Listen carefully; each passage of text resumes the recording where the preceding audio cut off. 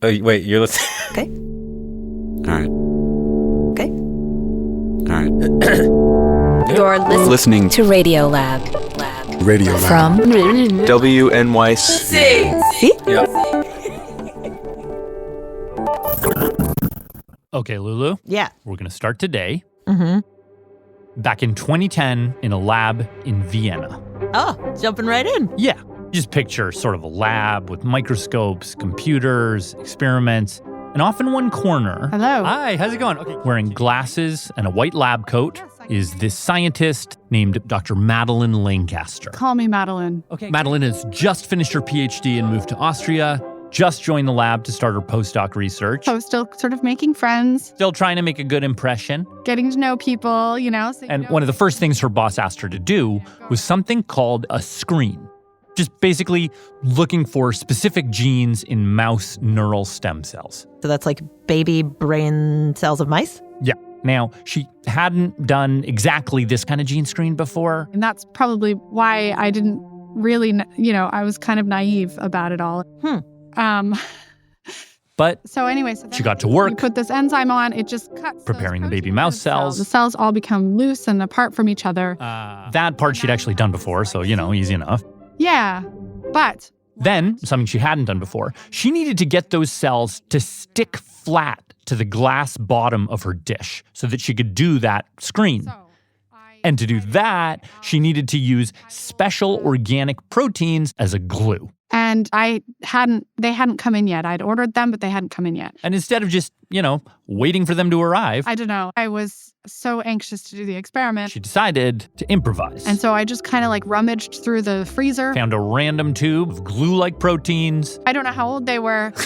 And anyway, and I used those. squirted it on the dishes, pipetted in the cells, popped them in the incubator, and went home for the night.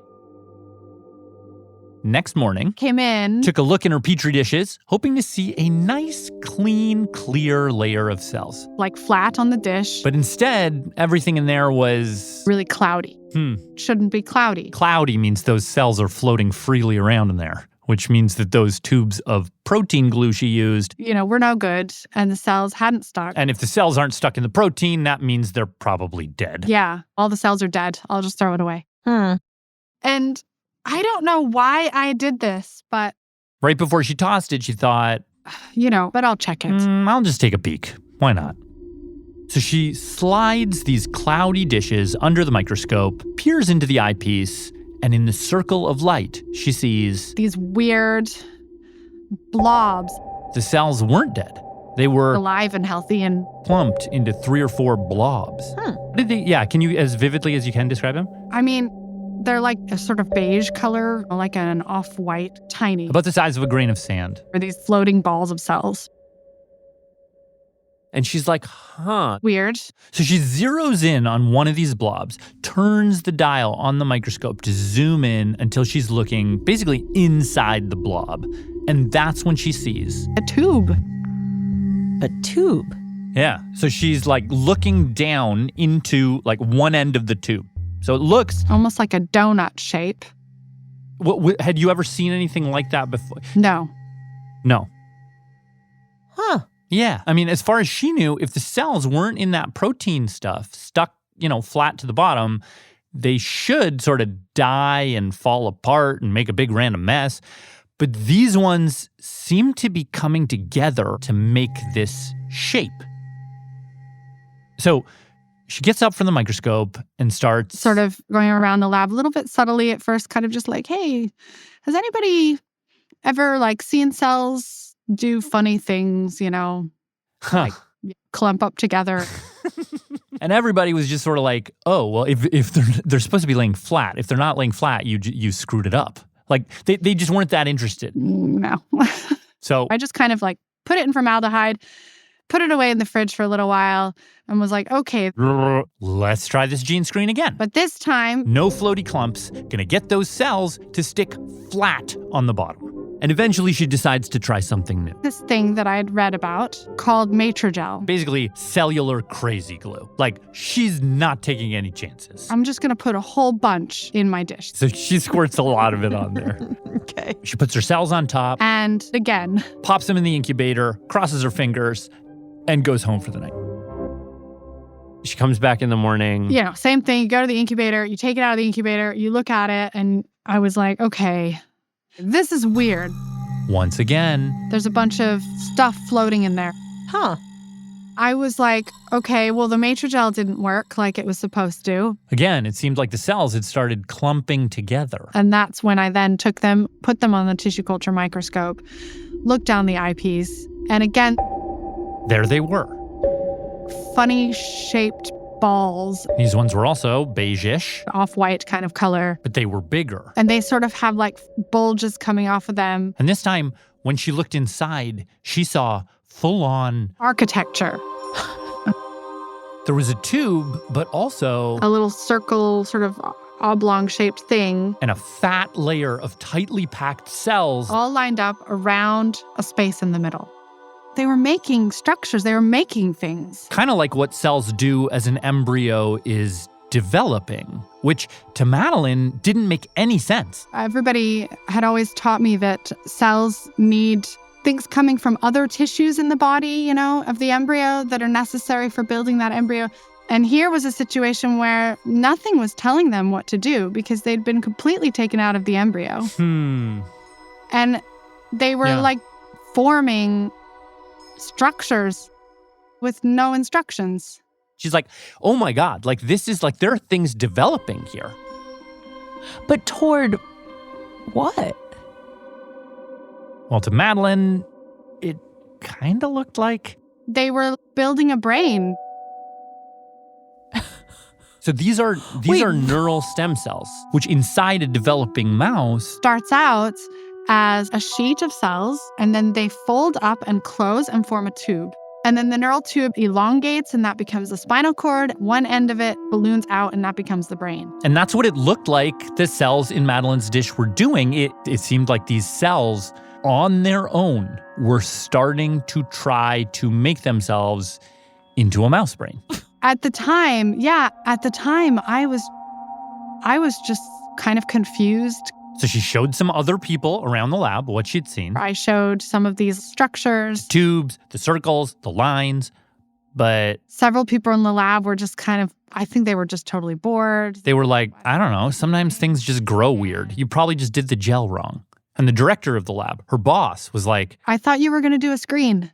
make a flat dish of cells to screen for genes. What are you doing? And I was like, don't worry, I'm working on it. And so, over the next few months, Madeline focused on getting a nice, flat layer of mouse neural stem cells on the bottom of her Petri dishes so she could do those screens. And so that was like mostly what I was talking about with people in the lab. Yeah. But at the same time, Off by herself, in her little corner, when no one was paying attention, I was always still playing around with Matrigel, growing these weird balls of cells, tweaking the recipe. trying to make sure I could get it to happen reproducibly. And then one day, she gets her hands on some human stem cells. Cells that come from skin or blood that you can reprogram to an embryonic state. Where do you get those from? I think these were actually made from discarded human foreskin. Wow. So specific. Okay.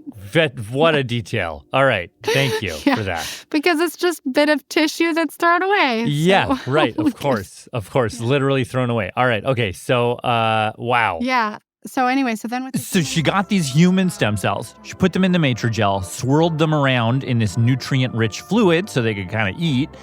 And she would watch as these formerly foreskin cells started forming into clumpy parts of a human brain. Oh my God. And then she kept tweaking when and how much of the Matrigel she would add, and she would just watch these blob shapes over time get bigger. I mean, they can get as big as like a pencil eraser. Side note, at the time, she was pregnant. Yeah, my oldest, I was pregnant with her. So she said she had this extra maternal instinct and she was like just really nurturing these little brain balls. Yeah. And then one day, a couple months after, she's been tweaking her ball recipe. And I looked under the microscope. Inside, Yeah. on this beige lump, she could see a perfect ring of black pigment. And that was just, I looked at that. I was like, that's a developing eye. Shut up. And it was growing on a developing human brain. No, what? Yeah. No, what? And then That was then when she went to her weekly lab meeting. I presented this data. I showed this picture of this beginning of an eye. And I remember hearing audible gasps. And then she showed them pictures of the cells forming tubes and lobes and Ventricles, like an actual brain. everybody in the lab started to get it. They were like, hey, wait a second. It's like you have a version of an early human brain in this dish, and you can actually watch the earliest stages of this process of development. That we know almost nothing about.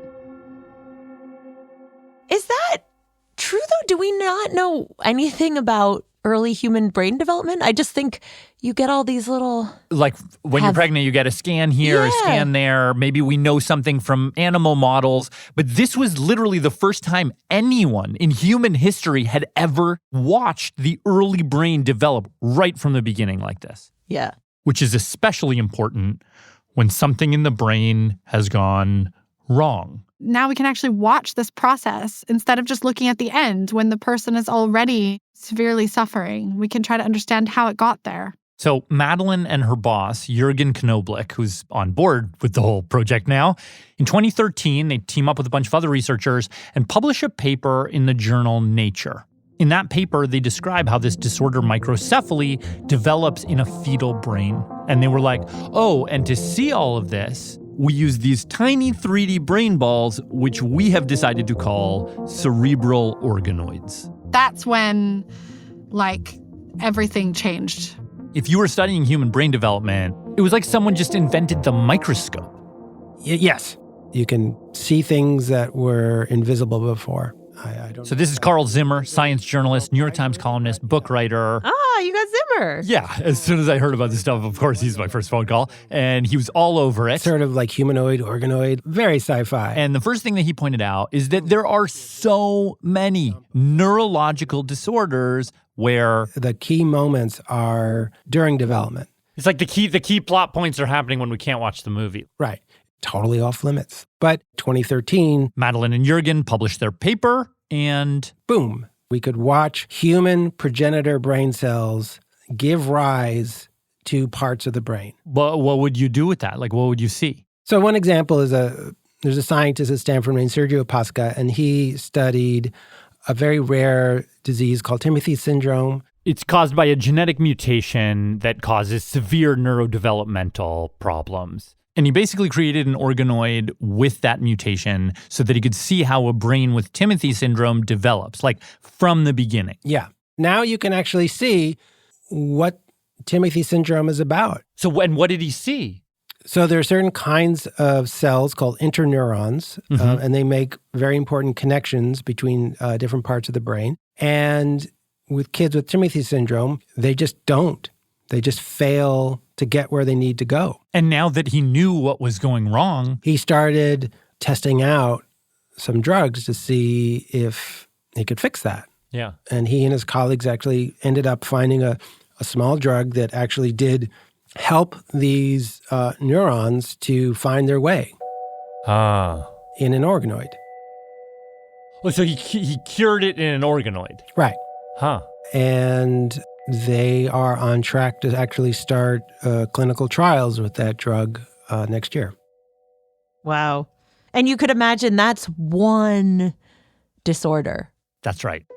A lot of other conditions, Epilepsy, schizophrenia. fetal alcohol syndrome, any of these brain conditions that have an issue starting in development or where we might even suspect they might start that early but aren't sure yet, now you can see it. A lot of people in the field said, whoa, I got to try this. this whole field of neural organoids has just totally exploded.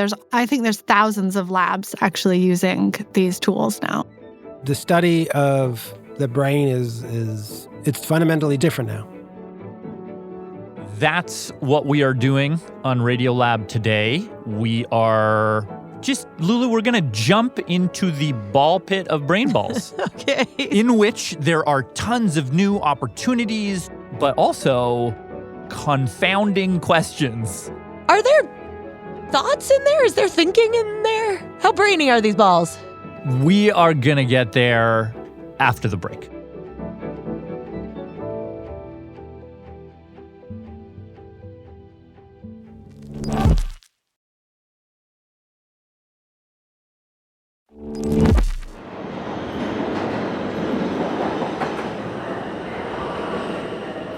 All right, here we are. I'm in the 72nd Street subway station, and I am walking to go see a fridge full of brains. Hey, I'm Latif Nasser. I'm Lulu Miller. This is Radiolab. More specifically, a fridge full of brain organoids. Just before the break, we learned from Madeline that now thousands of labs around the world are growing these brain organoids. And it turns out that one of them happens to be just up the street from our studio in New York City. Only when you're recording are you truly conscious of how much you breathe. So we sent our producer, Mona Magaoker, Laboratory, caution, hazardous materials. to check them out. Where are we entering? So we have special rooms called cell culture rooms where we grow the organoids.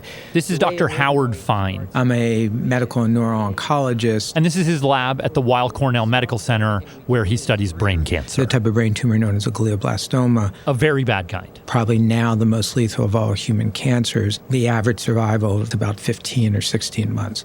And Dr. Fine says around 15 years ago or so, he hit a wall in his research. Disease we've probably made the least amount of progress with when I was he'd been studying glioblastoma, mostly, of course, in mice, right? Mm-hmm. And he admits, he actually calls this, at the time, it was the dirty little secret of oncology, that for all this research, they were basically getting nowhere. Whoa. But then, he came across Madeline's work on organoids. And it was Lancaster's paper. I read in Nature, and it's like literally not many times in my 37 career did I truly have a light bulb moment. And I read that paper and said, this is what we're looking for. And even though that's when he pivoted away from mice and started making brain organoids. Can we see him? We can take a look. Okay, so he's opening the incubator and he's pulling out. So these are the stem cells. And they looked just like Madeline described. They're kind of like a beige color. They look like a kidney bean or like a nerd candy. Little beige balls floating in liquid in a dish. Still surrounded by a matrix shell. And under the microscope, I see like a dark shape, and then I see these little bubbles off the side, almost like little popcorny shapes. You can see structure. And these, Dr. Fine, these are from specific patients, like your patients? Yes. But the difference between these organoids and Madeline's organoids was that these ones had cancer. So the idea is we're going to make a mini brain from an individual patient. And then Oh, these are the glioma cells. Right. Wow. they take cells from that patient's brain tumor. Almost just looks like sugar that hasn't dissolved in tea. And then we retro-engineer the patient's own glioma stem cells into the mini brain. Basically, they can put a version of your brain tumor on your Version of your brain. on a version of your brain, and they can basically make a bunch of those. We can test hundreds or thousands of drugs and then try a bunch of medicines on them. to look for the drugs or combination of drugs that might be most effective. So you're saying that you can try every chemotherapy that's out there and decide which one? Everything only limited by resources. As you could imagine, these are Oh my God. That is beautiful. I mean, that, just thinking about a way of a kind of bespoke medical future exploration.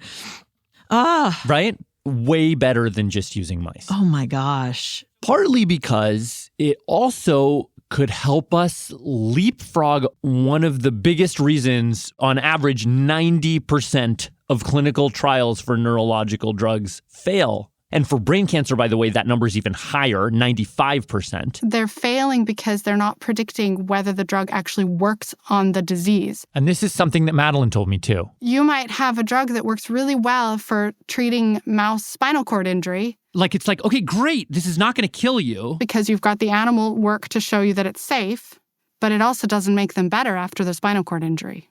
But now, sure, they can do a mouse trial for safety, but they can also test that drug to see if it works on a spinal cord organoid, which is, just a tiny version of an actual human spinal cord.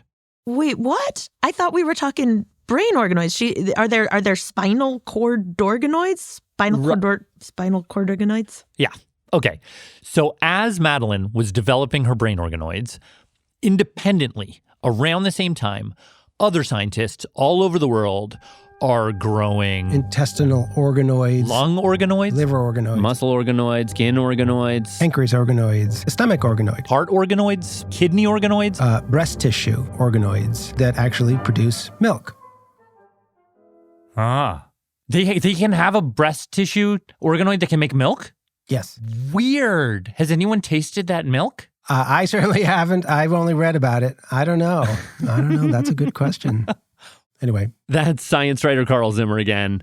And he says now you can make an organoid of basically any part of the body. And then you can connect them. What? Does that work? You can do that? Oh, yeah. They call them assembloids. Assembloids. Yeah. No, like you can Mr. Potato Head assemble. Correct. But then do they attach to each other? They attach to each other, And do they communicate with each other? They communicate with each other, yeah. Okay, and then do what with your charm bracelet human body? So here's an example. So Sergio Pasca, neuroscientist at Stanford University, and his colleagues thought, can we use an assembloid to study pain? The pathway of pain. So they started with the finger. A finger organoid? No, sorry, just a nerve in the finger. Oh, okay. The sensory organoid, connect that. Like with some other cells in the dish. Another organoid, the spinal cord. Just a little teeny piece of spinal cord. Now we're going to connect that to a brain organoid that is specifically the thalamus, which is the central hub in the brain that directs signals in all sorts of different ways. And finally, we're going to connect that one to one more brain organoid, a cortex organoid. Whoa. This is so weird. I mean, it's like Legos. It's like Legos. With the human body. Correct. So then they took capsaicin, that's the molecule in like spicy food, is that right? In spicy food, in chili peppers, yeah. It can be very painful to the skin. Okay. And they said, okay, let's hit it with capsaicin and see what happens. Boom. Immediately, that sensory organoid goes and starts sending really strong signals. And those signals, Carl says, zoom right up through this assembloid. To the spinal cord, the thalamus, to the cortex. Just like it would in your own body. And they can see some kind of registering? Correct. And when they watch the way the signal travels, which is something that's normally hidden inside a body, they discovered all sorts of things about what happens when we feel pain that they didn't know about before. Like, for example, signals from different parts of the assembloid began firing together in these synchronized waves of signals. Okay. And the more you know about how those signals work or move, the better chance you have at stopping them. You could, for example, say, okay, can I put a molecule into this assembloid that will stop the pain? Oh, wow. Signals. But, so if they're using these things to study pain, is it feeling pain? No, probably not. These organoids are just little bits of human tissue. In order to feel pain the way we feel pain, there are other parts of the brain that come into play. The assembloid is just this super basic circuit that you send a signal through. So like this pain, it seems to be superficially registering it. But and like, what is it, I think? The capsaicin in that case. No. I'm the first. Oh, the first it. It's like it is this little ball, but okay, is the it a thing? Like, what is it? Well, they crackle with electricity. They form connections called synapses. They replicate parts of the human brain with astonishing accuracy. But Carl says, they're not brains. They're not brains. That's right. Okay, so if there's like a slider and on one end is brains And then on the other end is just like some neurons in a dish. Where is this on the slider and how do you, yeah. I would say that it's closer still for the time being to the neuron end of the slider, simply based on numbers. Our brain has something like 80 billion neurons. And the biggest human brain organoids contain about 2 million cells. So that's 0.0025%. Well under 1%, yeah. And, these things don't have blood vessels. So that is a very important big, key right? limiting factor to how big and complex it can get. Yeah. And they're not in a body. So they can't interact with the world in like a meaningful way. Okay. Well, But when I was talking to Carl about this, so he said that a lot of that might no longer be true. some scientists have, taken organoids from human cells Yeah. and have put them into the brains of rats. What? So basically what they did is they basically took a rat and they like carved out a chunk of its brain. But they left some of it? They left most of it. Okay. And it's like think about it like it's almost like they gave a rat a little human tumor or something. Yes. I mean, it doesn't. But the tumor is like just human brain. It's human brain. Oh my God. It's human brain. And these human organoids are pretty happy in there. It's sort of wired in. They connect up with the rat neurons. They get supplied by the rat blood system. So they have made, in a real sense, like a new kind of being. Yeah. That did not exist before this. Correct. Okay. Feels like there should have been a bigger press release, but okay, do the rats act any differently? Are they suddenly like into podcasts and coffee? When you do studies on these rats, behavioral tests, memory tests, all sorts of things, they're just rats. There seems to be nothing human-y about them. Okay. But one thing they did notice, when you tickle its whiskers, Yeah. You can actually measure signals from the human brain organoid neurons. the human part of the brain lights up. What? Yeah. So it's registering the feeling? They are receiving signals from the rat's senses. I mean, strictly speaking, they are receiving signals from the rat's senses. Are they feeling it? Feeling, it gets hard because it's kind of the pain question again. But now they're in a body. I mean, they're in a being. Yes, but they're not the like driving force of that being. They're like a house guest in the attic. Okay, Latif, would you make a brain organoid of your brain cell and put it in a rat? If I'm being honest, Would you? Probably not. Okay. Okay. So I don't know, but I just think you're more on my side that this is a little scary than you with your reporter's wand are letting on to, because yes, there's exciting research, but it just feels like every time you try to comfort me with what we know about these things, you then end up not comforting me. And then the scientists take it one step further anyway. Okay. Well, it's as if you have seen the future and what the next chapter holds, because that exact thing is going to happen. It's going to get weirder and creepier and stranger, and that's all after the break. Stick with us.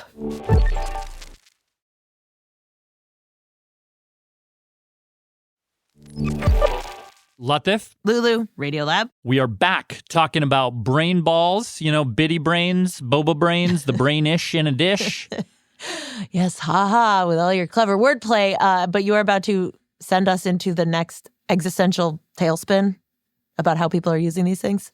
It is possible. So the final thing I was told to do is push record. Record, yes, that's an important button. Now tell me who you are. So I'm Brett. This is Brett Kagan. He's a neuroscientist. I'm the Chief Scientific Officer here at Cortical Labs. Cortical Labs. We're a small tech startup here in Melbourne, Australia. Did you start it? Did someone else start it? No, well, it was founded by, there was a few of us, and I was contacted by Dr. Honweng Chong and Andy Kitchen, and they were looking for a neuroscientist. Brett had been an academic, obsessed with this particular question. How do you get intelligence out of brain cells that are in a dish? And this company was like, why don't you leave academia and help us find out? The question they had was, can brain cells in a dish do anything at all that we might want them to do? Like, do what? What better to pick than Pong? Pong? The, 70s computer game? Yeah, the game with the paddles and the little ball. Why that? Everybody knows Pong. It was one of the first computer games. It was the first thing that machine learning, which people now like to call AI, really was trained on as a big breakout success. And he figured the brain runs on electricity. And it's also a shared language as silicon computing. So why wouldn't we be able to get neurons to do something a computer could do? That exactly. Like play a simple video game. We used some hardware that allowed us to record the activity of the cells, process that, and then deliver small electrical pulses back into the cultures. And they did it. Scientists just put pieces of human and mice brain on a plate and wired it to a computer to play Pong. They learned to track the ball and control a paddle. Seriously, this is one of the craziest things I've ever covered. So here's what's going on. What? No. Yeah. And this wasn't even an organoid. This was just a flat sheet of neurons in a dish. I mean, how could it possibly be doing that? Can really dumb things do that? Could a tree do that? Trees don't have neurons, so I don't think a tree could do that. Okay, but what does this mean? Are they learning? Well, Brett says yes. I called it learning, and I think learning was an incredibly fair definition, because what would an improvement over time in a way that would suit a goal be called other than learning? But other people, including Madeline Lancaster, I actually remain to be convinced anybody has really shown that. Say no. Because it's really hard to interpret the signals coming from the neurons. She says when you teach brain cells to play Pong, they're, connected to a computer. So what people do is they use algorithms to sort of decode that message and then send a signal back to neurons. And so you kind of have two black boxes that you've just hooked up. It's sort of a collaboration between the brain cells and the computer. And you don't really know what either of them are doing. Anyway, whatever is happening here, what Brett and his team took away from this is if neurons can do something a computer does, why don't we use neurons as computers? What? Yeah. Literally a couple months ago, they released their first computer called the CL1, and it is, they don't call it this, but it's effectively a biocomputer. It has neurons in it. Ew. Sticky, real human brain matter in it? Yeah, it's got little brain organoids in it. It has 800,000 neurons interfaced with a silicon chip. You can use it to do computer stuff with. Okay. I can get behind the brain balls being used for neurological disorder research. Great. You know what? Bespoke cancer treatments? Cool. But why are we hooking up human brain cells to computers to make money? That to me feels not worth the risk.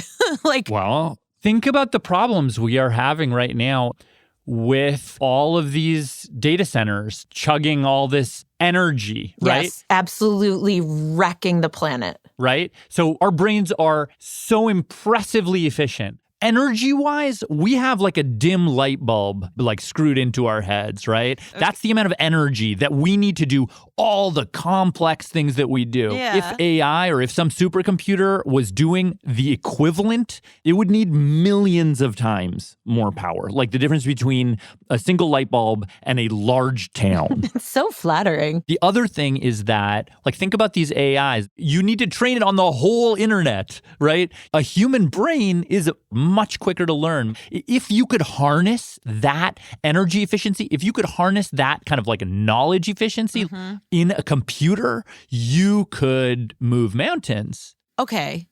But I guess my authentic question at this point is okay, you have shown us all this stuff. At this point, it seems pretty clear that they can definitely register input, right? There's the tickle, the pain, the signal they're getting from Pong.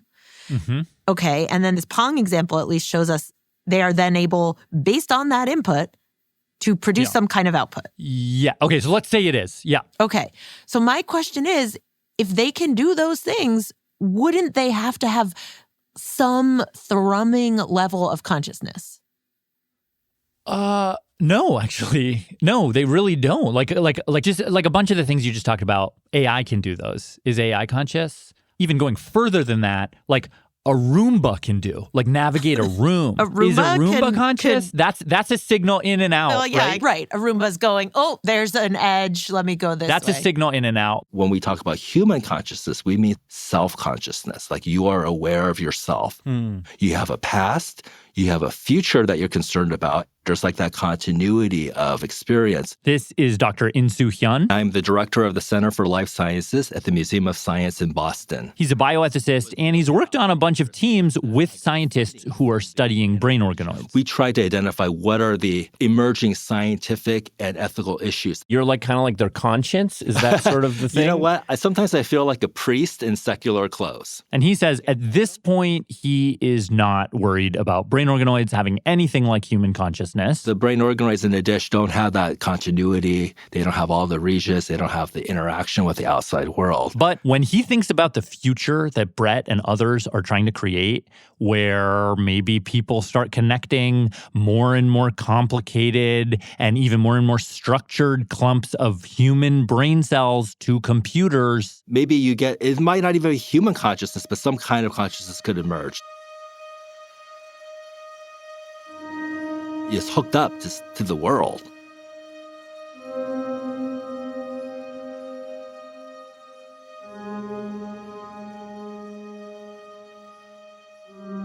Yeah. Okay, so what about this, Latif? I would, if I may, I would like to just issue a commandment that all the smart people who are like excited by brain organoids, they all take 1 year to stop making organoids and use their smarts and their technologies in their labs to like try to understand the consciousness of the organoids that have already been made. You know, like ideally they could all be in a dark room and just have candles and quietly, meditatively watch for any flickers to understand what's going on. And then we have a grand assembly where everyone reports back and we all collectively decide what to do. But I know that like some of these scientists have this fire inside them to be like, how many cures am I not going to find in that year? Like, how many people am I not going to help in that year? Like the glioblastoma, like those people don't have a year. And those people are telling me to just shut up because this is a piece of discarded foreskin. That's right. If we have a tool that we don't use... Madeline Lancaster again. And there are millions of actually conscious human beings out there that don't have treatments. But we decide, no, we're going to put the value of organoids higher than those people. That would be unethical. It's funny, like at the beginning, like you asked me, like, would you make a brain ball of yourself? And I said no. And then at some point, like my thinking switched where I'm like, oh, no, unless it would save someone's life. Well, that's noble. And now I feel even worse saying I don't know that I would. Yeah, okay. If it's my own kid, sure. I don't care if I'm like a little enslaved human consciousness if it saves my kid. But as you have shown us, the scientists are going to do more. They're going to try new things. They're going to build bigger brains. And like there is a line and we will cross it and we won't know that we've crossed it, you know? Right. And the thing about these organoids is that they're already crossing all kinds of lines. You disrupt categories that we thought were so neat and tidy and distinguishable. Life, non-life, human, non-human, human, computer. We thought those were pretty clean categories, but this research is kind of upsetting the very foundations of what we think separates these categories apart. Does feel like it's like, oh, we've created a new category of thing, like a new category of thing that is maybe alive. It is alive. We have created a new category of thing that is alive. That is weird. Oh yeah. It's hard. It's hard to actually put it into a category that already exists, I think, because they're not actual brains. That we can say absolutely certainly. But they're also not just a few neurons in a dish either. We almost don't really even have the words for it. I think it's kind of a new thing.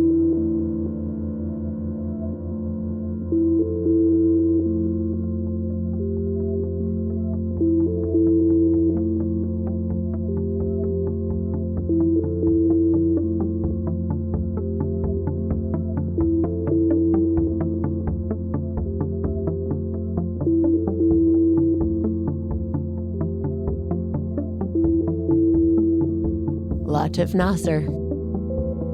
This episode was produced by Annie McEwen, Mona Madgaukar, and Pat Walters. It was edited by Alex Neeson and Pat Walters, with fact-checking by Natalie Middleton and Rebecca Rand. Special thank you shout-outs to Lynn Levy, Jason Yamada-Hanf, David Fagenbaum, Andrew Verstein, Ann Hamilton, Christopher Mason, Madeline Mason-Mariardi, plus Howard Fine and his whole team at Weill Cornell for hosting us. And if you're looking for more musings on the nature of life and what it means to be alive, Carl Zimmer has a terrific book out all about this stuff. It's called Life's Edge, The Search for What It Means to Be Alive. Get it at your local bookstore. That's it for us, from our brain balls to yours. See you next week. Okay, start now. I was practicing. No, you don't need to. You don't need to practice anymore. Shh. We're recording now. Hi, I'm Ellie Collins, and I'm from Louisville, Kentucky, and here are the staff credits. And she's Molly's niece. Yeah. Radiolab is hosted by Lulu Miller and Latif Nasser. Sorwin Wheeler is our executive editor. Sarah Sandback is our executive director. Our managing editor is Pat Walters. Dylan Keefe is our director of sound design. Our staff includes Jeremy Bloom, W. Harry Fortuna, David Gable, Maria Paz Gutierrez, Sindhu Nana Sambandan, Matt Kilty, Mona Madgaukar, Annie McEwen, Alex Neeson, Sarah Kari, Anissa Viatez, Ariane Wack, Molly Webster, and Jessica Young. With help from Rebecca Rand, our fact checkers are Diane Kelly, Emily Krieger, and Natalie Middleton. I love your giggle. Leadership support for Radiolab science programming is provided by the Simons Foundation and the John Templeton Foundation. Foundational support for Radiolab was provided by the Alfred P. Sloan Foundation.